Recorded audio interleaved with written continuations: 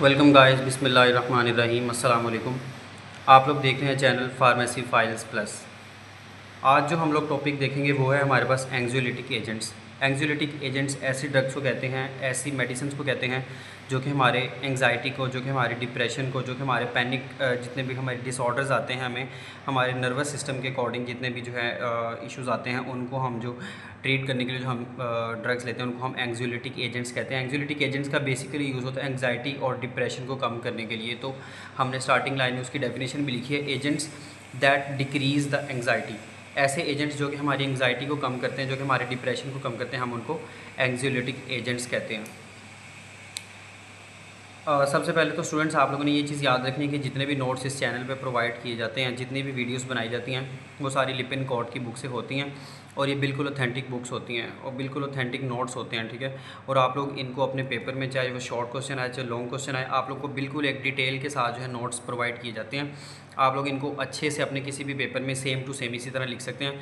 हमने हर चीज़ के अलग-अलग पॉइंट्स बनाए होते हैं। हर चीज़ के अलग-अलग पॉइंट्स बनाने का मतलब ये है कि एक तो आप लोगों को टीच करने में भी आसानी हो और दूसरा आप लोगों को याद करने में भी आसानी हो, हमारे लिए पढ़ाना आसान हो और आप लोगों के लिए नोट्स को समझना और अंडरस्टैंड करना आसान हो। अगर हम सेम टू सेम सारा लाइन में लिख देंगे तो वो स्टूडेंट्स को समझ नहीं आएगा, इसीलिए हर चीज़ के अलग-अलग पॉइंट्स बनाए हुए हैं।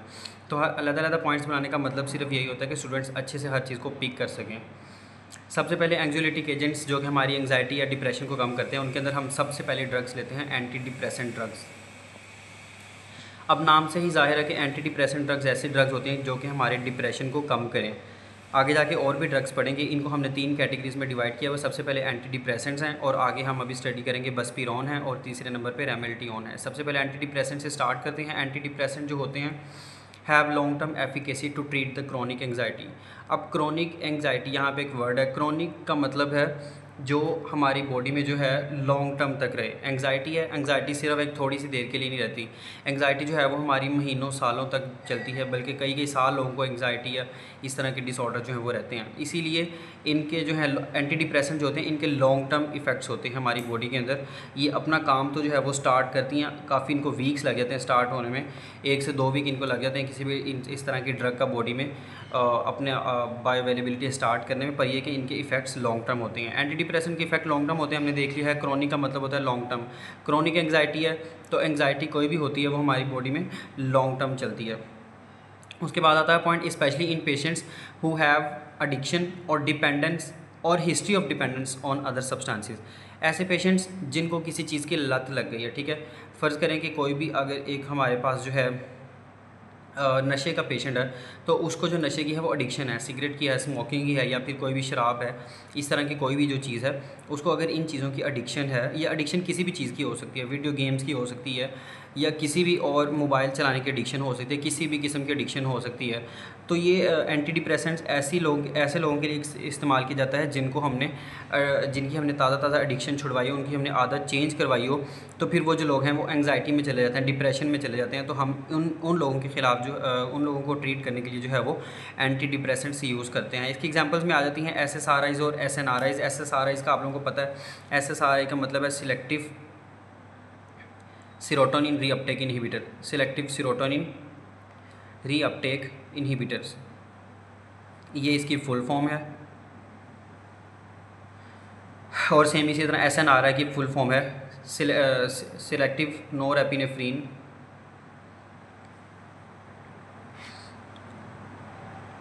Norepinephrine reuptake inhibitors.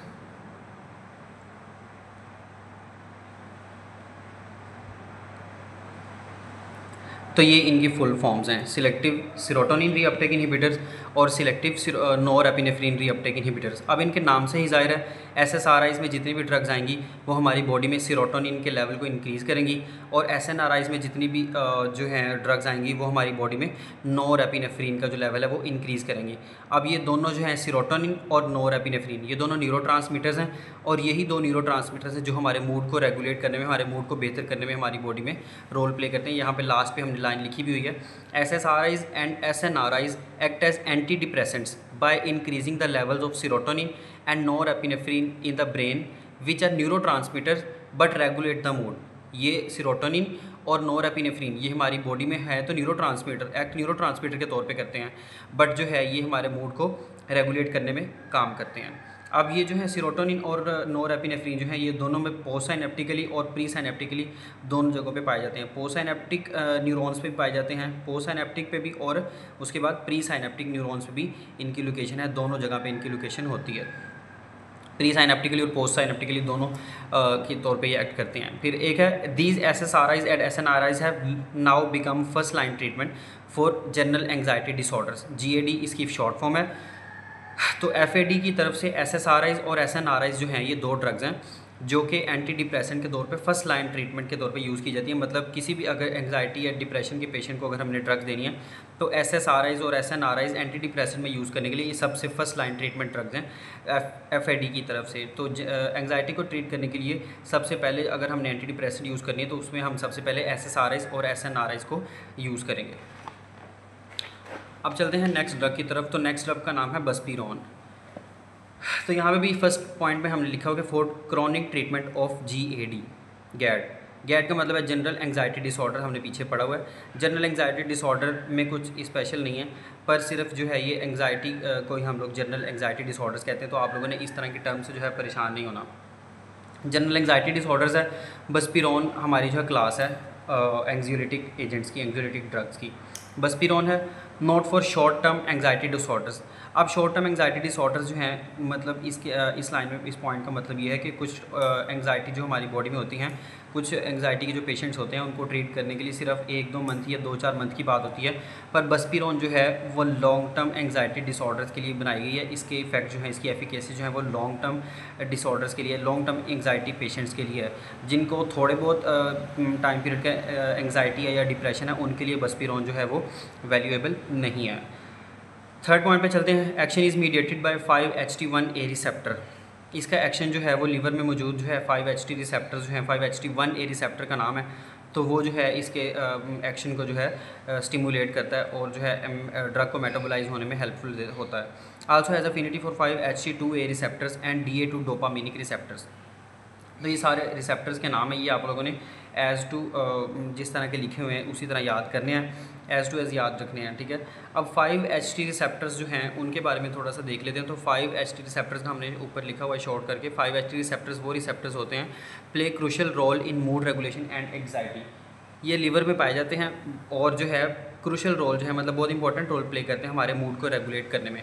तो आप लोगों ने मतलब इन ड्रग्स में देखना कि ये ड्रग्स जो हैं मतलब ये इनके अंदर वही चीज़ें पाई जाती हैं जो कि हमारे मूड को बेहतर करें, क्योंकि हमने ये यूज़ करनी है एंटी डिप्रेसेंट के तौर पे, ठीक है, एंग्जियोलिटिक एजेंट्स के तौर पे हमने यूज़ करनी है। तो जाहिर बात है हम वही ड्रग्स यूज़ करेंगे जो कि हमारे मूड रेगुलेशन में हमारी मदद करें।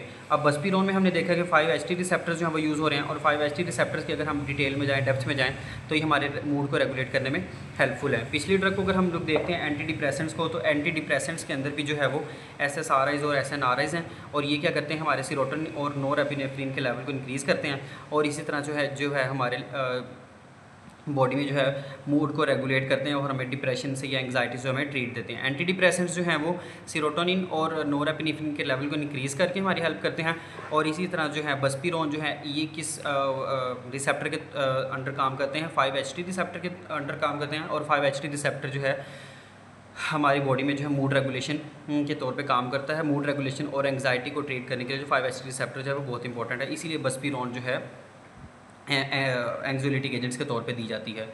थर्ड पॉइंट पे, नेक्स्ट पॉइंट पे चलते हैं। एंग्जियोलिटिक इफेक्ट्स में take more than a week to become established. यही लाइन लिखी हुई है कि इसके जो एंग्जियोलिटिक इफेक्ट्स हैं, मतलब बस्पीरोन हम जो ड्रग पढ़ रहे हैं, अब ये इसने एंग्जियोलिटिक इफेक्ट्स जब देने हैं, हमारी एंग्जाइटी को ट्रीट करना है, तो वो कह रहे हैं कि इसको स्टार्ट होने में 2 से 3 हफ्ते लग सकते हैं। 1 से 2 हफ्ता जो है इसको अपना इफ़ेक्ट्स बॉडी में स्टार्ट करते करते लग सकता है। मतलब ये नहीं है कि अगर आपने आज जो है वो ड्रग खाई है तो आज ही हमें उसकी जो है मतलब आउटकम मिलना शुरू हो जाएगा। उसका आउटकम मिलते मिलते हमें 2 से 3 हफ्ते पहले इस ड्रग को स्टार्ट होने में लगेंगे। Anxiolytic effects may take more than a week to become established, क्योंकि इनके लॉन्ग टर्म्स इफेक्ट्स होते हैं, इसीलिए इनको स्टार्ट होने में और ब्लड के साथ जो है इन्वॉल्व होने में, मिक्स होने में जो है वो टाइम लगता है। तो एंग्जियोलिटी के इफेक्ट्स जो हैं इसके 2 to 3 वीक्स बाद हमें जो है वो मतलब आसार नज़र आना शुरू होते हैं, आउटकम जिसके हमें 2-3 वीक्स बाद नज़र आना शुरू होते हैं। Buspirone causes hyperthermia and can increase the prolactin and the growth hormone. Next point है बसपीरोन जो है हमारी हाइपोथर्मिया मतलब हमारी बॉडी के टेम्परेचर को इंक्रीज़ करता है, बॉडी के टेम्परेचर को कम कर सकता है, हाइपोथर्मिया है। उसके बाद है and can increase the prolactin and the growth hormone. Prolactin hormone जो है इस चीज़ का आप लोगों को पता है कि फ़ीमेल में इसकी क्वांटिटी ज़्यादा होती है और मेल्स में इसकी क्वांटिटी बहुत कम होती है, बहुत कम। और जो है प्रोलैक्टिन हार्मोन जो है इसका साइड में हमने लिखा हुआ produced by the pituitary gland. Pituitary gland से प्रोड्यूस होता है prolactin hormone that stimulates the breast development and the milk production. Female में ये प्रोलैक्टिन हार्मोन होता है और जो है मिल्क प्रोडक्शन और जो है ब्रेस्ट का जो साइज़ है उसको इंक्रीज़ करने में फीमेल्स के अंदर जो है वो ये इंपॉर्टेंट रोल प्ले करता है प्रोलैक्टिन। और जो दूसरी तरफ जो ग्रोथ हार्मोन भी हमारी बॉडी में बसपीरोन इंक्रीज़ कर देता है। कुछ साइड इफेक्ट्स हैं ड्रग्स के। साइड इफेक्ट्स हम देख सकते हैं नॉन स्पेसिफिक चेस्ट पेन है, चेस्ट में हमारे पेन हो सकता है कॉन्टीन्यूसली, ठीक है। उसके बाद टैकीकार्डिया का मतलब है हार्ट रेट इंक्रीज़ हो जाना, तो हम लोग इसके आगे लिख लेते हैं कि टैकीकार्डिया का मतलब है हार्ट रेट इंक्रीज़ हो जाता है जब, तो उस कंडीशन को क्या कहते हैं, टैकीकार्डिया। पाल्पिटेशन है, hard and fast heart beat, dizziness, हमें मतलब जो है ऊँघ आती रहती है हर वक्त, ठीक है। ये इसके साइड इफ़ेक्ट्स हम सारे डिस्कस कर रहे हैं। नर्वसनेस है, इंसान कन्फ्यूजन का शिकार रह सकता है। पैरेस्थीसिया है, ठीक है। पैरेस्थीसिया का मतलब है नमनेस और चिलनेस इन द स्किन। ज़ाहिर बात है ऊपर हमने डिस्कस किया है कि ये जो है हमें हाइपोथर्मिया मतलब हमारे बॉडी के टेम्परेचर को कम कर सकता है, ठीक है। तो ये यहाँ पे नीचे पैरेस्थीसिया भी उन्होंने दे दिया साइड इफ़ेक्ट्स के अंदर, नमनेस और चिलनेस इन द स्किन। तो ये सारे नोट्स जो हैं इसके आप लोग स्क्रीनशॉट्स भी ले सकते हैं। तो ये सारे नोट्स जो हमने लिपिन कोड से लिए हैं और आप लोग जो है इसको एज सेम टू सेम जो है अपने पेपर में लिख सकते हैं। चाहे आप लोग का शॉर्ट क्वेश्चन आ जाए, चाहे लॉन्ग क्वेश्चन आ जाए, आप लोग सेम इसको सेम टू सेम वैसे ही लिख सकते हैं। अभी बसपीरोन का कुछ हिस्सा रह गया है, ठीक है। तो बसपीरोन का कुछ पार्ट जो है वो भी रहता है। तो बसपीरोन इज़ रैपिडली अब्जॉर्ब्ड ऑरली। तो बसपीरोन जो है वो हम लोग जो है खाते हैं, ऑरली इसको इनटेक किया जाता है, ठीक है। उसके बाद जो but undergoes the extensive first pass metabolism.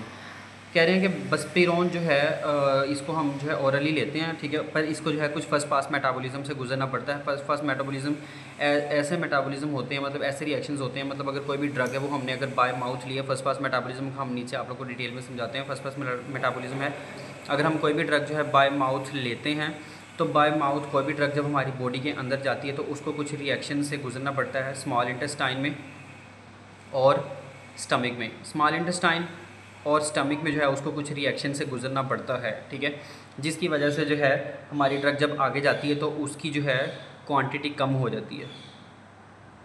Quantity आप लोग कह लें या फिर उसके बाद बायो अवेलेबिलिटी कह लें, क्योंकि स्टमक और जो है स्मॉल इंटेस्टाइन इनमें जो है एसिड्स होते हैं, एसिड रिलीज़ होते हैं जो कि हमारी ड्रग को अफेक्ट करते हैं। इसीलिए बाय माउथ जब भी हम कोई ड्रग लेते हैं स्मॉल इंटेस्टाइन और स्टमक से जब वो गुजरती है तो उसकी क्वांटिटी और बायो अवेलेबिलिटी जो है वो कम हो जाती है। तो यही वो कह रहे हैं ऊपर कि बसपीरोन जो है हम ऑरली लेते हैं, बट इसको जो है फर्स्ट पास मेटाबॉलिज्म से गुजरना पड़ता है। अब कौन कौन से रिएक्शंस होते हैं, हाइड्रोक्सिलेशन हो सकती है या फिर अल्काइलेशन जो है वो हो सकती है।